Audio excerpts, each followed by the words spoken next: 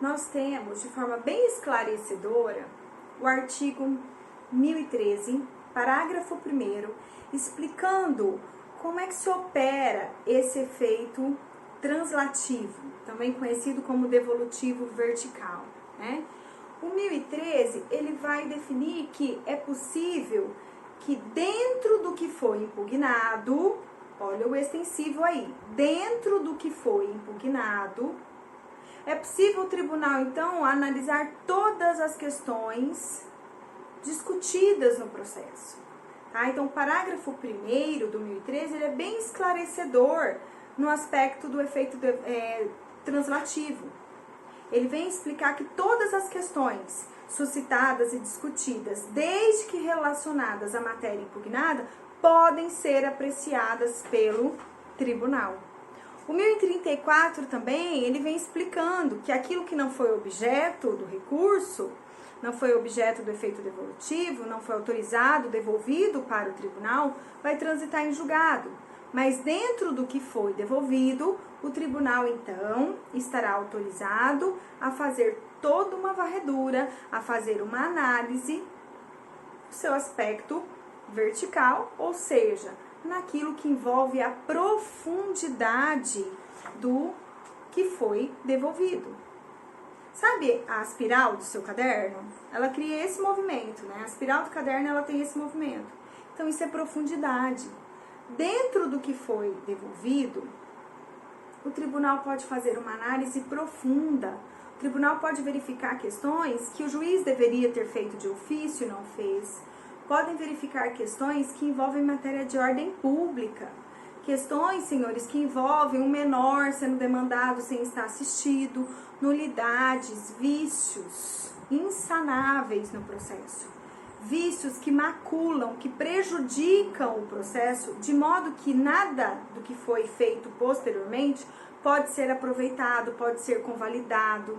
Porque são vícios que prejudicam, que contaminam o processo, fazendo com que a situação processual seja retirada de validade. Então, matérias de ordem pública, questões que o juiz deveria ter examinado de ofício, se não forem examinadas, vão prejudicar o processo. Por isso, a possibilidade agora do tribunal, verificando, né, piorar a situação do recorrente. Porque são questões importantíssimas, critérios de validade do processo. Critérios de validade, que posteriormente pode ser alegado em qualquer grau de jurisdição, que não convalida, que não convalesce. Se o tribunal viu agora, pode inclusive prejudicar a situação do recorrente. Tá? Não é qualquer situação que vai permitir o efeito translativo. Não é qualquer prejuízo, não é qualquer situação processual que agora o tribunal pode levantar. São questões que envolvem matéria de ordem pública. Questões que estão inseridas lá no artigo 485, parágrafo 3º, aquilo que o juiz deveria ter manifestado de ofício e não fez. Tudo bem? Por isso o nome translativo, porque transcende ao objeto do recurso, né? Translativo, ele vai mais além, ele transcende ao que foi trazido pelo recorrente, mas transcende apenas na profundidade. Tudo bem? Muito interessante, vocês vão ter oportunidade de dar um pause aí agora e colocar esta afirmação que eu acho importante e esclarecedora, tá? Coloquem aí, o efeito devolutivo extensivo estabelece a vontade do recorrente.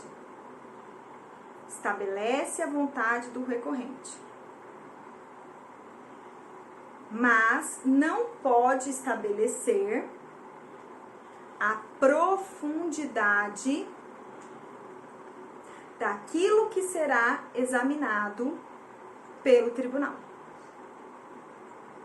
Mas não pode definir a atuação do tribunal no aspecto da profundidade.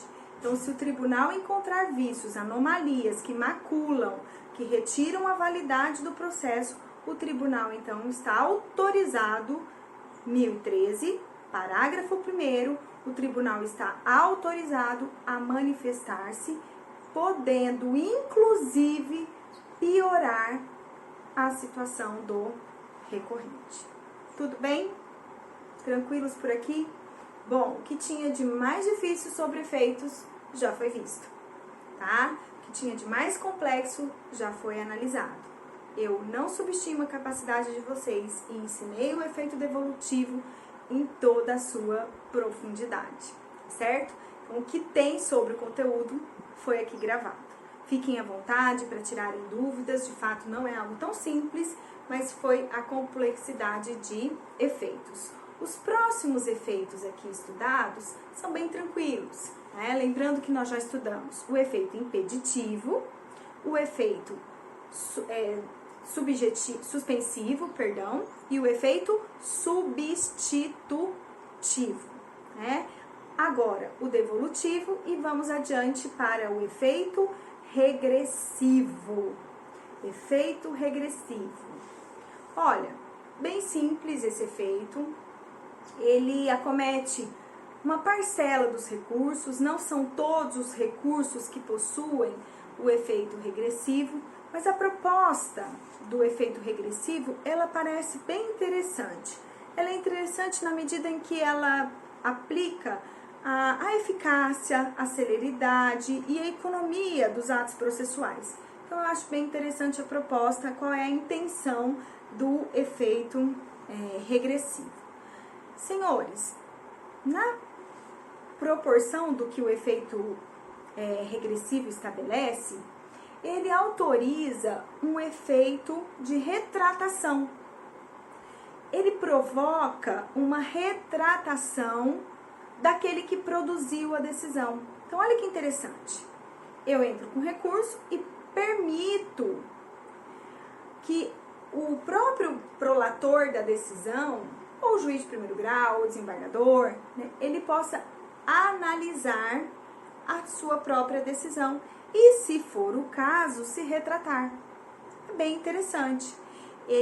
O efeito regressivo, ele provoca aquilo que nós chamamos de juízo de retratação, em que aquele que produziu a decisão, ele verifica que ali existe realmente uma necessidade de aprimoramento, uma melhora, uma reforma, uma invalidação, e ele mesmo faz essa alteração sem que seja criado uma instância superior. Então, ali mesmo ele consegue concentrar nele um ato processual sem que tenha sido submetido a uma instância superior ou a qualquer outro recurso, realizando aquilo que nós chamamos de juízo de retratação. Não são todos os recursos que possuem esse efeito, mas naqueles em que isso acontece, a gente percebe que em alguns casos é bem interessante. E acontece. Então, esse efeito regressivo, ele acontece em alguns casos da apelação, quando a sentença extingue o processo em julgamento do mérito ou indefere a petição inicial. Ele acontece no agravo de instrumento, tá? De uma forma bem significativa, isso ocorre no agravo de instrumento. Existe uma pausa no processo para que, então, aquele que produziu a decisão reanalise, reexamine. Ele acontece no agravo interno, tá? Então, não são todos os recursos, mas naqueles recursos em que ele opera, a gente percebe que a vantagem é interessante, porque evita que a parte tenha que interpor um outro recurso. Ela consegue, com efeito regressivo, aquilo que era intencional de se verificar, de se discutir num outro recurso. Para um judiciário abarrotado, para um judiciário convidado a agir em vários dos setores, né, do país, envolvendo economia, política, executivo, vocês viram? Eu mandei bastante material para vocês sobre o ativismo judicial. Então, para um judiciário que é convidado a agir o tempo todo, né, e com um número acentuado de processos, uma quantidade exacerbada de processos, o efeito regressivo tem se mostrado muito útil, né, porque ali você consegue aquilo que se pretendia por meio de um recurso através do reexame daquele mesmo que produziu a decisão, tá? Muito simples, o efeito regressivo é aquele que permite o reexame da decisão por quem a produziu. por quem produziu a decisão.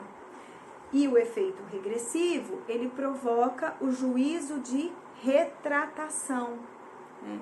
Então, ele vai permitir que aquele que produziu, prolator, decisor, ele mesmo reveja, tá, a sua decisão e, se for o caso, se entender que é necessário, ele mesmo altera a decisão. Então, a parte consegue isso com êxito, num período, espaço de tempo, porque o recurso não precisa tramitar por todas as esferas judiciais, ali mesmo ele consegue definir, num curto espaço de tempo, o que ele pretendia interpondo o seu recurso. Tudo bem?